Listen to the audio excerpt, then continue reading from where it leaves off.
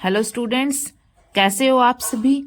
आज का जो हमारा टॉपिक है वो है रेशियो एंड प्रपोर्शन के कुछ क्वेश्चंस। सारे प्रीवियस ईयर क्वेश्चंस हैं एंड मोस्ट इंपॉर्टेंट क्वेश्चंस हैं। वीडियो को लास्ट तक देखिए। अगर आपको कुछ भी डाउट हो तो प्लीज कमेंट सेक्शन में जरूर बताइएगा। अब फर्स्ट क्वेश्चन देखिए, जैसे यदि A/B 2/5 है, B/C 4/3 है तथा C/D 2/1 है, तो हमें क्या बताना है, A/C/D का मान कितना होगा। अब सबसे पहले देखिए, इस तरीके के क्वेश्चन के अंदर हम क्या करेंगे, सबसे पहले जो हमें निकालना है A, B, C, D सब चीज लिख लेंगे। A, B, C और D, ठीक है। अब देखिए A/B हमें क्या गिवन है क्वेश्चन में, 2/5, तो A के नीचे हम क्या लिख लेंगे 2 और B के नीचे हम क्या लिख लेंगे 5, ठीक है। इसी तरीके से नेक्स्ट देखिए B/C हमारे पास क्या गिवन है क्वेश्चन में 4/3, तो B के नीचे 4, C के नीचे 3, ठीक है। आगे C/D क्या गिवन है 2/1, C के नीचे 2, D के नीचे 1, ठीक है। सबसे पहले जो चीज हमारे पास गिवन है हम वो सारी चीजें लिख लेंगे, ठीक है।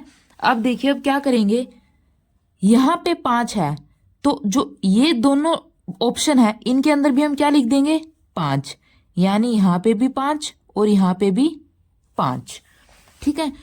अब यहां पे 3 है, इस तरफ क्या खाली है तो इस तरफ भी हम क्या लिख देंगे 3।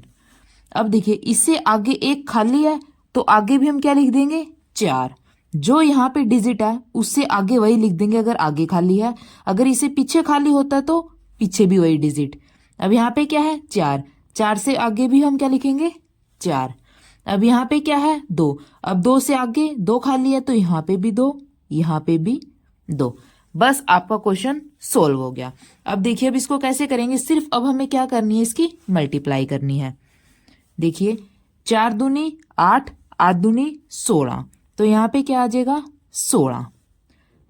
रेशो 5 की 4 से मल्टीप्लाई करेंगे 20, 20 की 2 से मल्टीप्लाई करेंगे 40, 5 की 3 से 15, 15 दूनी 30, ठीक है। 5 की 3 से 15, 15 की 1 से 15, तो आंसर हमारे पास क्या आ जाएगा 16/40/30/15। अब क्वेश्चन के अंदर देखिए हमसे पूछा क्या है, A/C/D, यानी हमसे A का मान, C का मान और D का मान पूछा है। तो A का मान क्या है 16, C का मान क्या है 30, D का मान हमारे पास क्या है 15, तो आंसर हमारे पास क्या हो जाएगा 16/30/15, ठीक है। ये हमारे पास क्या हो जाएगा आंसर हो जाएगा। नेक्स्ट क्वेश्चन देखिए स्टूडेंट्स, 3 धावकों की गति का अनुपात 3/4/6 है, ठीक है। 3 धावक हैं, उनकी गति है हमारे पास, उनका रेशो गिवन है। समान दूरी तय करने पर उनके द्वारा लिए गए समय का अनुपात क्या होगा। हमें बताना है, हमें जो धावक है उनकी गति दी हुई है क्वेश्चन में, हमें उनके समय का अनुपात बताना है कि क्या होगा। अब सबसे पहले इस क्वेश्चन को सॉल्व करने से पहले आपको फॉर्मूला पता होना चाहिए, ठीक है। जो समय होता है और जो गति होती है वो आपस में एक दूसरे के क्या होते हैं, रेसिप्रोकल होते हैं, ठीक है। अब देखिए फॉर्मूला हमारे पास क्या होता है, गति, जो गति होती है, गति किसके इक्वल होती है, दूरी बटे समय, ठीक है। ये हमारे पास क्या होता है गति का फॉर्मूला, यानी दूरी बटे समय। अब क्वेश्चन में हमारे पास क्या गिवन है, जो दूरी है वो हमारे पास क्या है समान है, यानी एक जैसी है, तो जो गति है वो किसके इक्वल हो जाएगी 1/समय, यानी आपस में दोनों क्या है उल्टे हैं, ठीक है। अब देखिए क्वेश्चन में हमें गति का अनुपात गिवन है, क्या दिया हुआ है गति का अनुपात क्वेश्चन में 3/4/6, ठीक है।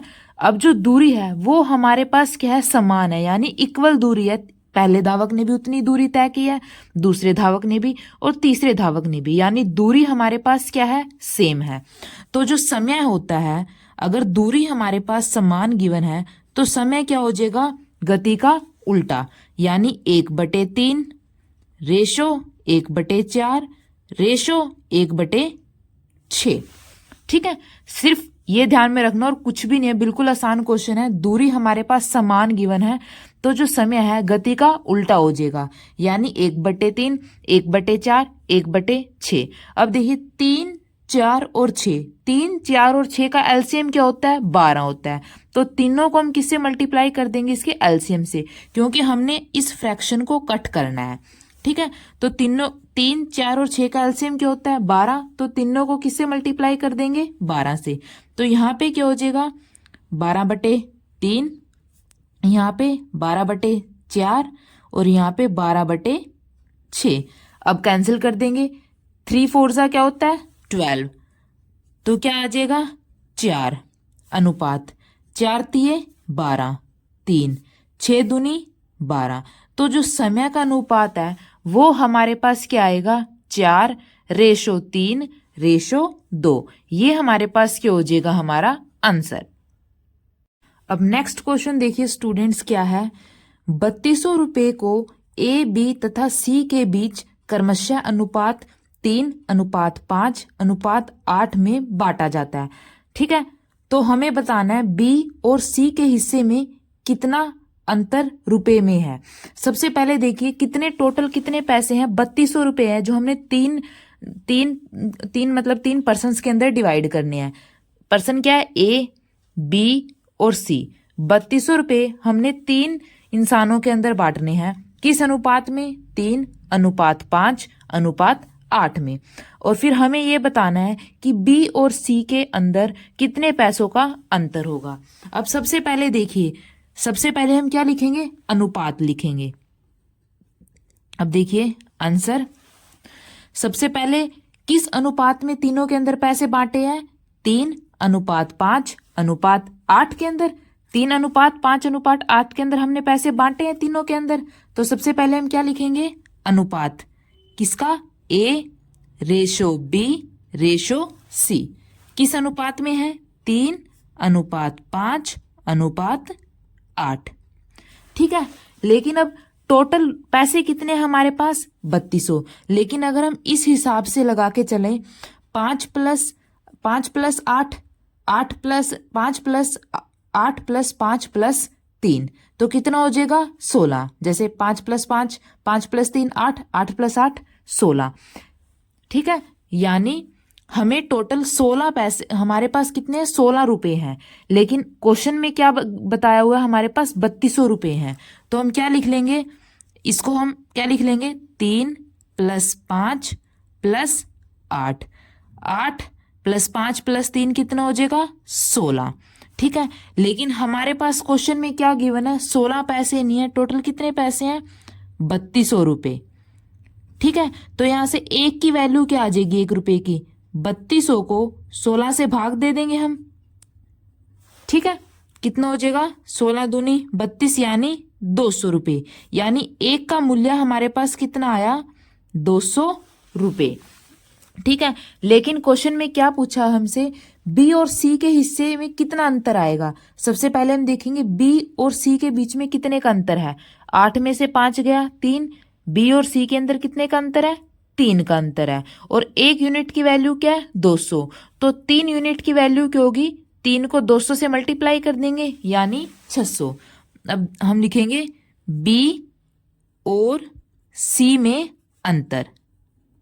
ठीक है, सबसे पहले देखेंगे बी और सी में अंतर कितने का है, 8 में से 5 गया 3 का अंतर है। लेकिन 1 यूनिट की वैल्यू क्या है, 200। तो 3 यूनिट की वैल्यू क्या हो जाएगी, 3 को हम किससे मल्टीप्लाई कर देंगे, 200 से। यानी उत्तर हमारे पास क्या हो जाएगा, 600 रुपए। बी और सी के बीच में जो अंतर है वो क्या है, 600 रुपए। यानी सी को बी से 600 रुपए ज्यादा मिले हैं। ठीक है, तो आंसर हमारे पास क्या आ जाएगा, 600 रुपए। अब नेक्स्ट क्वेश्चन देखिए स्टूडेंट्स, ए की संपत्ति बी से 5/7 गुना है और सी की बी से 10/7 गुना है। सी की संपत्ति का ए की संपत्ति से अनुपात क्या होगा, हमें ये बताना है। अब सबसे पहले जो भी क्वेश्चन में हमारे पास बताया हुआ है हम उसी को लेकर चलेंगे। पहली लाइन देखिए, ए की संपत्ति बी से 5/7 गुना है। यानी देखिए जो ए की संपत्ति है वो बी की संपत्ति से कितना है, 5/7 गुना। जो जो क्वेश्चन में गिवन है सिर्फ वही लिखेंगे हम। ए की संपत्ति बी से 5/7 गुना है, यानी जो ए की संपत्ति है बी से 5/7 है। तो यहां से हम a बटे बी निकाल सकते हैं। ये b इस तरफ आ जाएगा, a बटे बी हमारे पास क्या हो जाएगा, 5/7। ठीक है। अब दूसरी देखिए लाइन, और c की b से 10/7 गुना है। यानी जो c की है वो b से कितना है, 10/7 गुना। ठीक है। जो जो क्वेश्चन में गिवन है सिर्फ उसके अकॉर्डिंग चलना है। c की b से 10/7 गुना है, यानी c की b से 10/7 गुना है। अब c इस तरफ, या तो आप b को इस तरफ नीचे ले आइए या फिर c को ऊपर लेके चले जाइए। बात एक है, हम b को नीचे ले आएंगे, c बटे b क्या हो जाएगा, 10/7। ठीक है। अब हम क्या कर लेंगे, हमें अनुपात निकालना है किसका, a अनुपात b अनुपात c।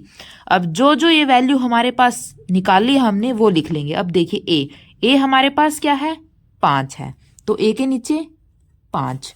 b हमारे पास क्या है, 7 है, तो b के नीचे 7। c हमारे पास क्या है, 10, और b हमारे पास क्या है, 7। ये हम नीचे लिखेंगे। आप ऐसे नहीं करेंगे कि यहीं पे 10 लिख देंगे, नहीं, ऐसा बिल्कुल भी नहीं करेंगे। ठीक है। अब देखिए बाय चांस इस क्वेश्चन में जो b का अनुपात है वो सेम आ गया, यहाँ पे भी 7 है, यहाँ पे भी 7 है। लेकिन कई क्वेश्चंस ऐसे होते हैं जहाँ पे b का अनुपात सेम नहीं होता, हमें अनुपात सेम बनाना पड़ता है। ठीक है। इसीलिए आप यहाँ पे 10 नहीं लिखेंगे, इसके नीचे लिखेंगे। अब देखिए ये 5 ऐसी, ये 7 दोनों का अनुपात हमारे पास क्या है, सेम है, तो हम क्या लिख लेंगे, 7। ठीक है। अनुपात सेम है इसीलिए हमने ऐसे लिखे। अगर अनुपात सेम नहीं होता तो सबसे पहले हम ऊपर नीचे मल्टीप्लाई करके अनुपात को सेम बनाते। अब c क्या है, 10 है। ठीक है। तीनों का अनुपात आ गया हमारे पास। अब क्वेश्चन में देखिए क्या पूछा हुआ है, c की संपत्ति का a की संपत्ति से अनुपात क्या होगा। हमसे पूछा है c की संपत्ति और a की संपत्ति का अनुपात।